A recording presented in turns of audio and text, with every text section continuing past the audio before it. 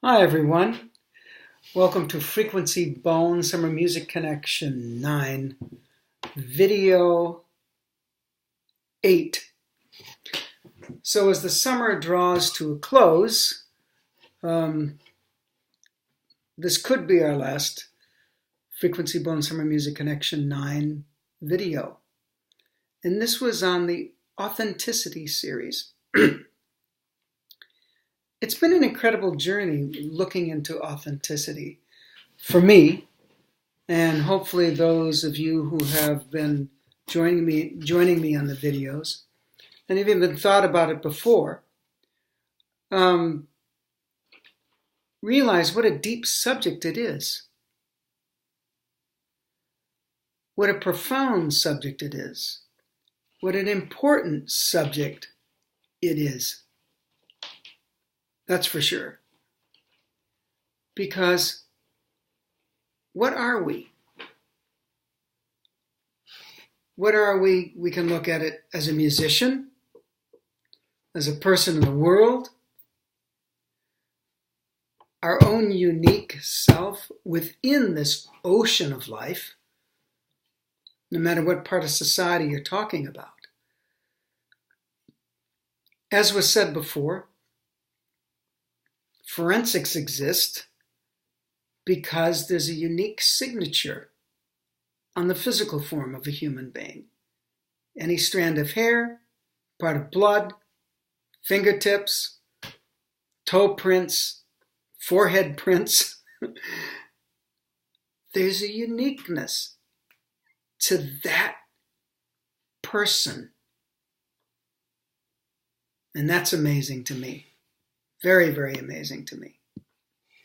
So there's so much that could be said that wasn't said, but we did touch on quite a bit in this series. And as I've probably mentioned before in other videos, I'm very interested in words and the words that are located in certain words. So I was looking at the word authentic, and I came up with different things, but the most compelling one, my wonderful wife, Carol Vieira, was looking at some of my words, and I came up with an anagram that had to do tin, hue, act.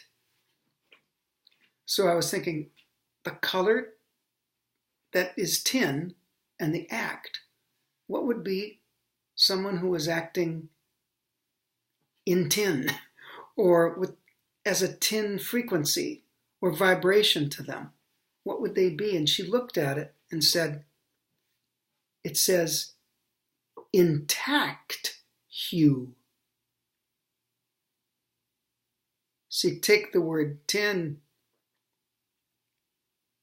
and put it with act, and it's intact hue, intact hue. I thought, that's incredible. And she said, well, think about the phrase or the saying, someone's true to their colors.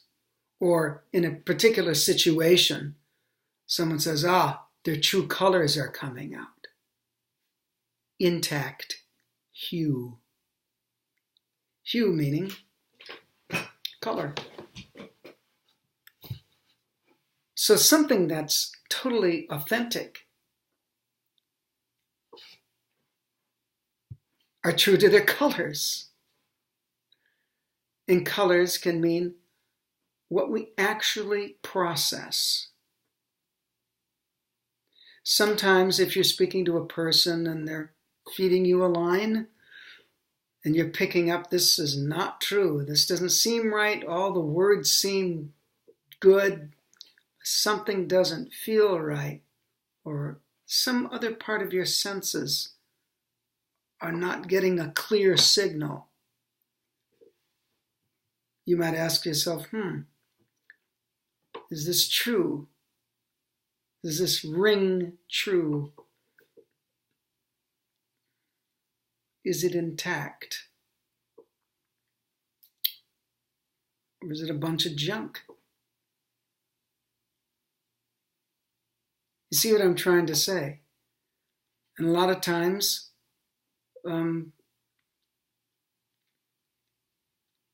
people can look at something and say, "Oh, this is not an authentic Monet painting." So there's a lot of people who try to copy other people's work. And for those who know and have the comparison, they say, this isn't authentic. This isn't really that person. Or that person's work. And so I'm thinking about this intact hue, authentic. Because right now it's the end of August 2017. And next week, after Labor Day, school starts. And some of you will be going off to college for the first time. Some returning. And what about being authentic in school? How's that? Isn't that a fascinating subject? It makes you wonder about being authentic in school. There's so much going on in terms of what a person's inundated with. The amount of information people will be responsible for, whether it's in written tests or, juries, and concerts, and learning all sorts of material and studying for all sorts of different kinds of solfege and theory and history exams and all this type of thing in order to make the grade.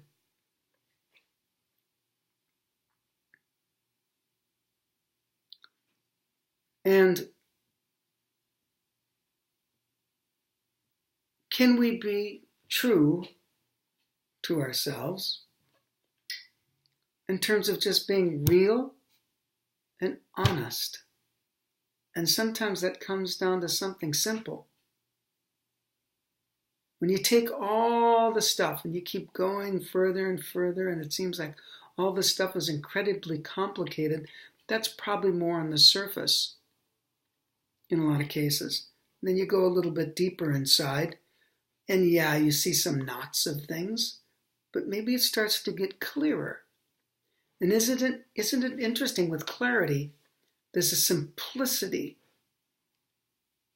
of vision and perception that can come with that clarity. And something can ring more true without as much distortion or dissonance of a kind that creates an unsurety.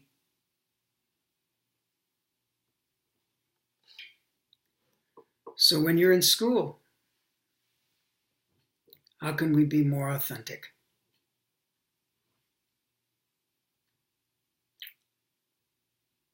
The teacher says, I want you to do it this way. And since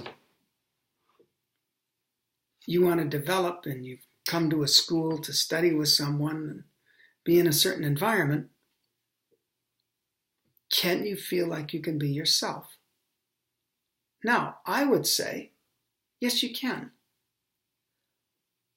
But at the same time, you need to, in a way, surrender to a certain amount of instruction or be receptive to instruction and try different things and feel their validity without losing that simple, clear sense of self.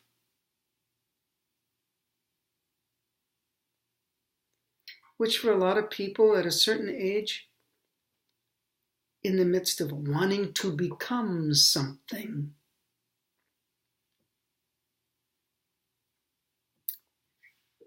A lot of times I've seen people can get lost. They're not sure who they are anymore.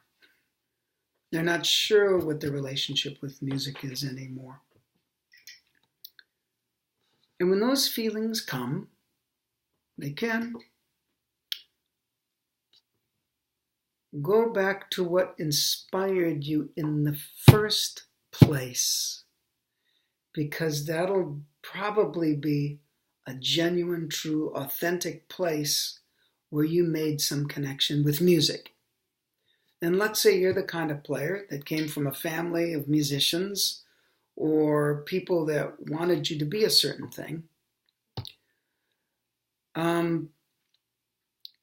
And they pushed a lot of their thing on you in maybe the best of meaning, but you hadn't yet found the time to really discover who you are and who you are inside of this vast ocean of possibility, life, the ultimate art. There's a great saying, by art we live.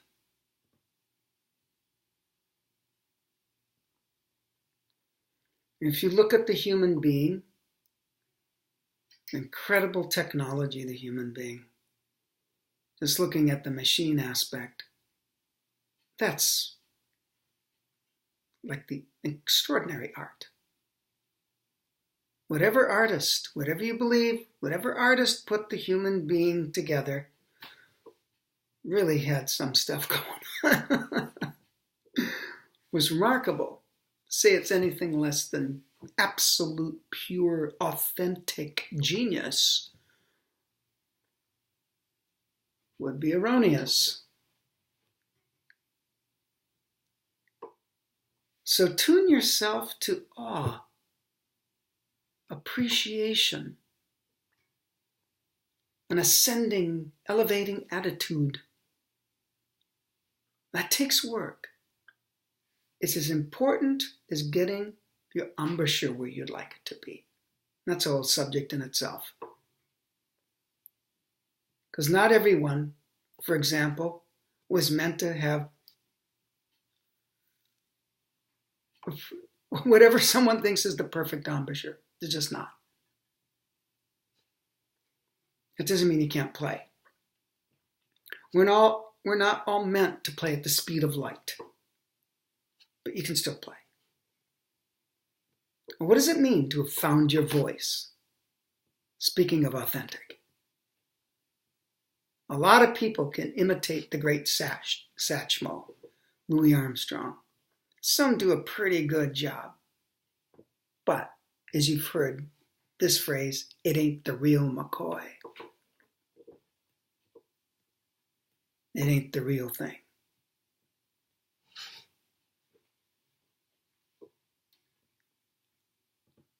It's important to find your voice. Because you know what? Even in that thing called auditions,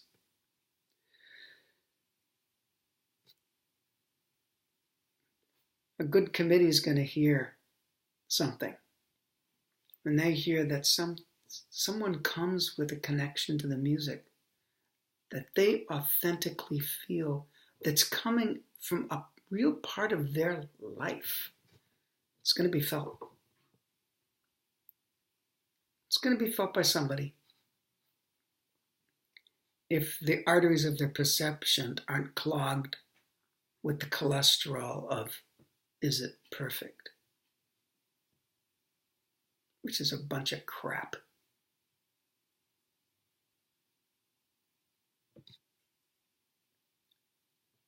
Perfect on the level of physical. See this hand? Could you say that's perfect? It is perfect. Could a human being make one just as good? Absolutely not. But could you take a ruler to it and it would be absolutely straight? No. Get inside of nature. Follow nature. see where humans have left something untouched. To start tuning yourself into what's real and what's genuine. And then make note of where you feel, see, hear that in a human being or in yourself, and when you don't hear it in yourself. And if you're wondering, well, who am I? What is my authentic nature? The fact that you're saying, I don't know, could be the right, authentic, true thing you're saying at that moment. And maybe from that point of what could seem like vulnerability, you will be able to go on a journey to discover and get closer to the actual authenticity that does already live in you. It's just some clouds have covered it up. The clouds of other people's expectations, the clouds of what you think that means to not let someone down or let yourself down, or what you think that everyone thinks you should sound like.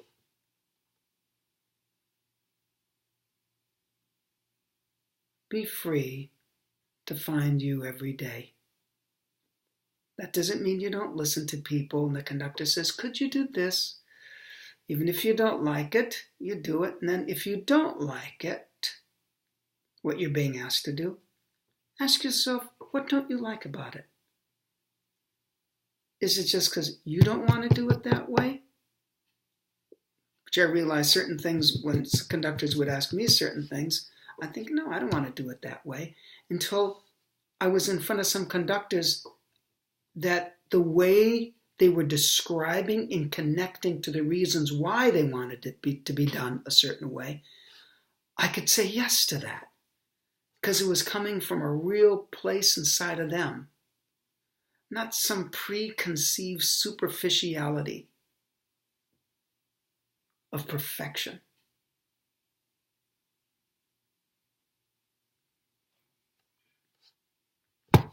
Welcome to infinity. But within inside of that vastness, there are certain things that will always be.